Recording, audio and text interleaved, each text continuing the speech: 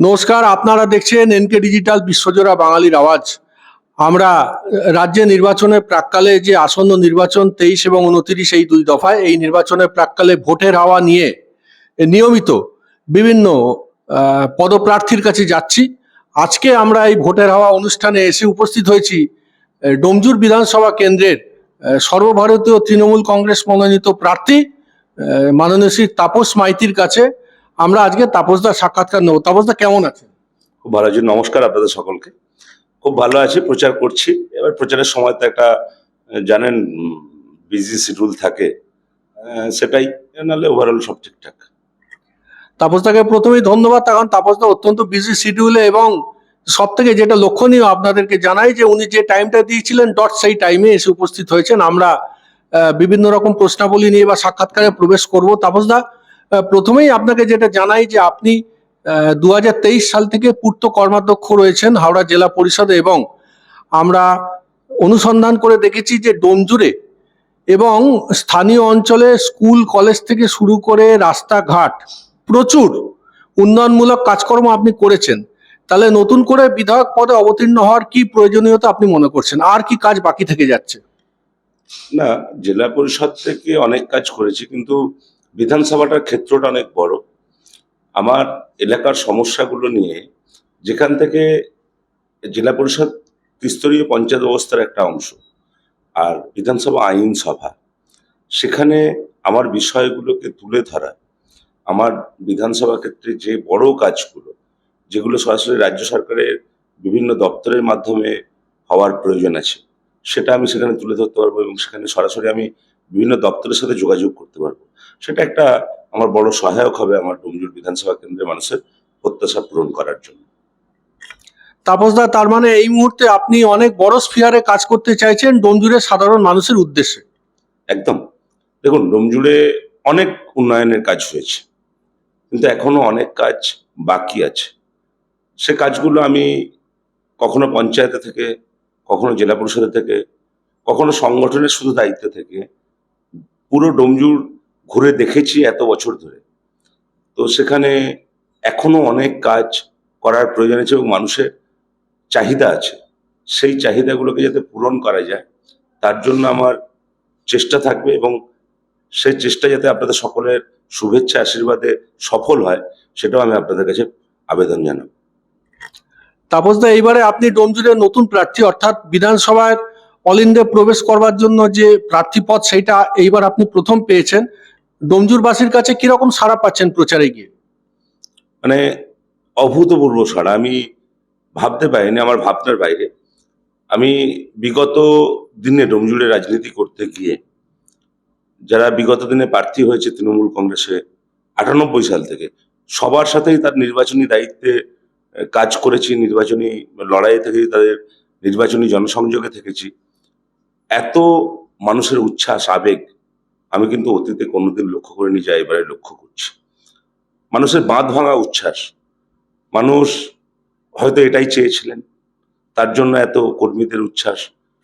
মানে আমি মাননীয় মুখ্যমন্ত্রী দলনেত্রী মমতা বন্দ্যোপাধ্যায় এবং আমাদের নেতা অভিষেক বন্দ্যোপাধ্যায়ের কাছে কৃতজ্ঞ যে তারা আমাকে এই সুযোগ দিয়েছেন বলে মানুষের এই ভালোবাসা, উচ্ছ্বাসটা আমি অনুভব করতে পেলাম।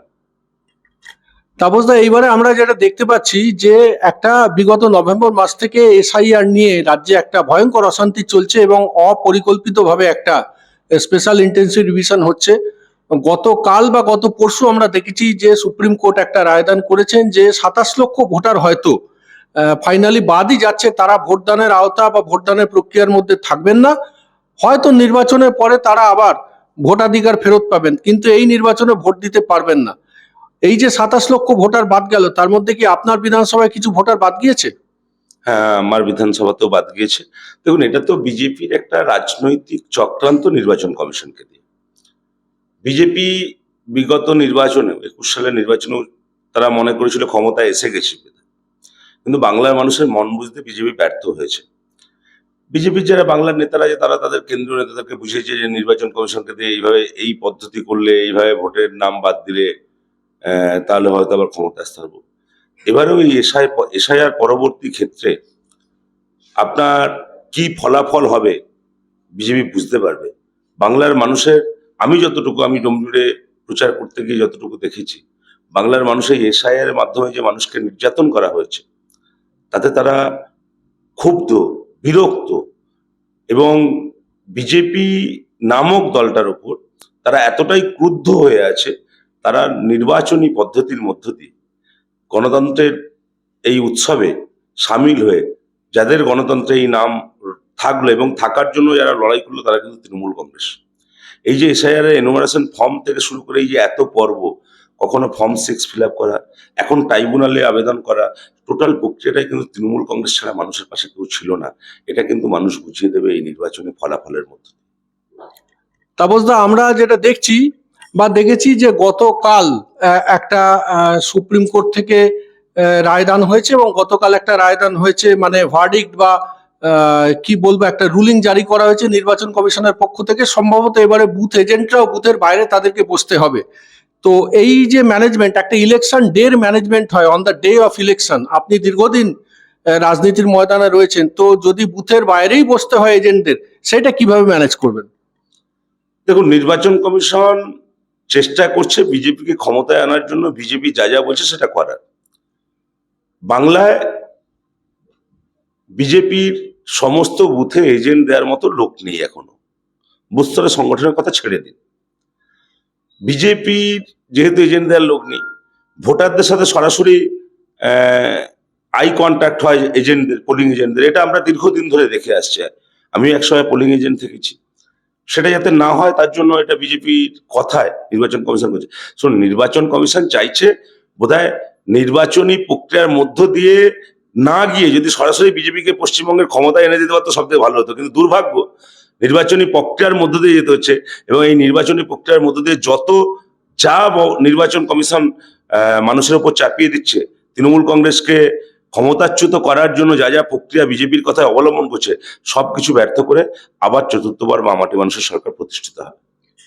তাপসদা, আপনার বিরুদ্ধে দুজন প্রার্থী আমরা জেনেছি, একজন ভারতীয় জনতা পার্টির গোবিন্দ হাজরা এবং বামপন্থ সমর্থিত সিপিআইএম প্রার্থী দুলু দাস খুব সম্ভবত। বিরোধী প্রার্থীদের প্রচার বা তাদের বিষয়ে আপনার কি চিন্তা ভাবনা, তাদের কি লক্ষ্য করছেন, তারা কিরকম ভাবে প্রচার কাজ চালাচ্ছেন? দেখুন, আমরা আমাদের প্রচারের সূচি নিয়ে এতটাই ব্যস্ত, বিরোধী দলের প্রচার সূচি লক্ষ্য করার মতো মানসিকতা বা সময় আমাদের নেই। আমরা যেখানে যাচ্ছি, কোথাও কোথাও গিয়ে শুনছি যে অমুক দলের প্রার্থী এসেছিল বা অন্য দলের এই উনি এসেছিলেন, তাদের মতো করে প্রচার করছে। হ্যাঁ, আমি একটা জিনিস চাইবো, সমস্ত রাজনৈতিক দল যাতে সুন্দর করে তারা প্রচার করার সুযোগটা পায়, এবং আমাদের ডোমজুড়ে তারা সেই সুযোগ খুব সুন্দর করে পাচ্ছেন, সবসময় পায়, সব জায়গাতেই পায়, যাতে কোনো রকম অসুবিধা না হয়। আজকে মানুষ তাদের সাথে নেই, কোথাও শুনছি 5 জন মানুষ নেই, কোথাও 10 জন মানুষ নেই। আর যেখানে আমরা যাচ্ছি, তৃণমূল কংগ্রেসের মিছিল হচ্ছে, সেখানে হাজারো হাজারো মানুষ নামছে। এটা মানুষের সমর্থন তৃণমূল কংগ্রেসের প্রতি। এখানে তো সিপিআইএম তো নেই, প্রায় শেষ হয়ে গেছে। আর বিজেপি এই যে বাংলা বিরোধিতা করতে করতে যতটুকু বিজেপি ছিল, তারাও আজকে বিজেপি থেকে মুখ ফিরিয়ে নিয়েছে সাধারণ মানুষ। কোটি কয়েক কর্মী আছে, তাদেরকে নিয়ে প্রচার করছে। আমরা যেটা দেখেছি, এই যে রাজ্যে এসআইআর প্রক্রিয়া চলছে তাপসদা, কিন্তু এর মানে no identity card no vote, এই প্রক্রিয়ার জনক তখন টিএন সেশনের আমলে এই প্রক্রিয়ার জনক তো আপনার দলনেত্রী মাননীয় মমতা বন্দ্যোপাধ্যায়। তো এই প্রক্রিয়ার যে জনক উনি 1993 সালে যে আন্দোলন করেছিলেন, আপনি নিশ্চয়ই সেই আন্দোলনেও সামিল ছিলেন।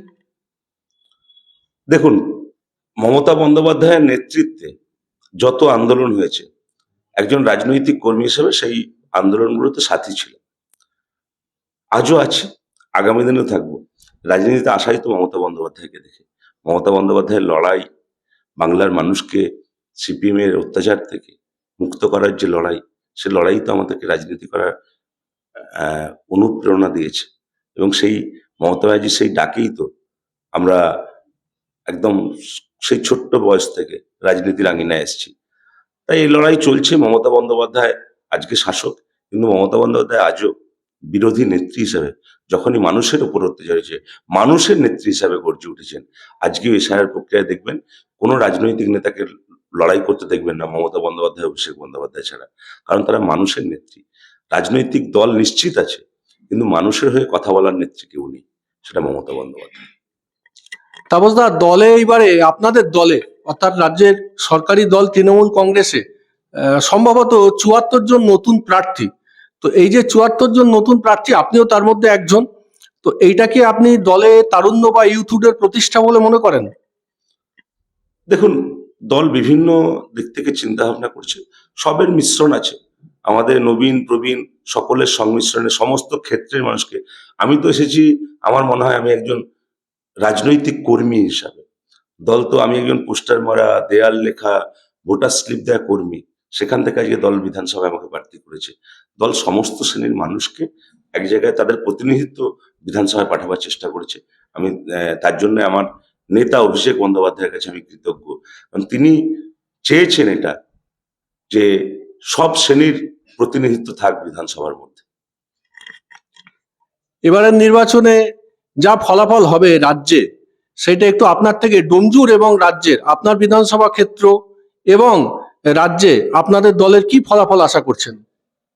এসআইআর পরবর্তী এই প্রথম নির্বাচনে, এসআইআর পরবর্তী নয়, এসআইআর মধ্যকালীন, এখন এসআইআর প্রক্রিয়া চলছে, মানুষকে যেভাবে নির্যাতন করেছে নির্বাচন কমিশন দ্বারা বিজেপি, এবং বেশ কয়েক বছর ধরে বাংলায় অর্থনৈতিক বঞ্চনা করে, বাংলার মানুষকে বাংলাদেশি বলে, জিহাদি বলে, রোহিঙ্গা বলে, বাংলার মানুষকে বিভিন্নভাবে হেনস্থা করে যে কাজ বিজেপি করেছে, আমার মনে হয় বিগত সরকার গঠনের সময় বিধানসভা নির্বাচনে যা ফলাফল হয়েছিল, তার থেকে অনেক বেশি সমর্থন এবারে বাংলার মানুষ মমতা বন্দ্যোপাধ্যায়কে দেবেন। কারণ মমতা বন্দ্যোপাধ্যায় একমাত্র বাংলার মানুষের হয়ে কথা বলছেন, বাংলার মানুষের নেত্রী হয়ে উঠেছেন। আমাদের এনকে ডিজিটালের পক্ষ থেকে ইচ্ছা ছিল যে প্রার্থীর সঙ্গে সারাদিন, কিন্তু চূড়ান্ত ব্যস্ত উনি, তো সারাদিন আমরা পাইনি ওনার থেকে, খুব সামান্য সময় পেয়েছি। এবার শেষ এবং একটা ব্যক্তিগত প্রশ্ন করি, যেটা কিঞ্চিত শারীরিক। ভোটের ডায়েট কিভাবে মেনটেন করছেন? তখন গরমে প্রচন্ড ঘুরতে হচ্ছে আপনাকে। একদম নর্মাল ডায়েট, গরম আছে, কিন্তু খাওয়া দাওয়া খুব হালকা খাওয়া দাওয়া। টক দইটা মাস্ট, টক দই আর ডাবের জল, এ দুটো খাচ্ছি। মানুষের শুভেচ্ছা আছে, কিছু হবে না, যত বেশি মানুষের কাছে পৌঁছতে পারবো এটাই লক্ষ্য। আর আমাদের মতো তরুণ প্রার্থী যাদেরকে মমতা বন্দ্যোপাধ্যায় অভিষেক বন্দ্যোপাধ্যায় করেছে, আমরা তো আরো বেশি করে মানুষের কাছে পৌঁছে যাব, তো সেটা চেষ্টা করছি। ওভারঅল ঠিকঠাক আছে। আপনারা শুনলেন মাটির সঙ্গে থাকা, মাটিতে পা রাখা একজন প্রার্থী, এবারে সর্বভারতীয় তৃণমূল কংগ্রেসের মনোনীত প্রার্থী ডোমজুর বিধানসভা কেন্দ্র থেকে মাননীয় তাপস মাইতির। আমরা ভোটের হওয়া অনুষ্ঠানের পরবর্তীতে আবার নিত্য নতুন প্রার্থীদের কাছে যাব এবং আপনাদের কাছে ভোটের হওয়া অনুষ্ঠান নিয়ে আসবো। ভালো থাকবেন সবাই, নমস্কার।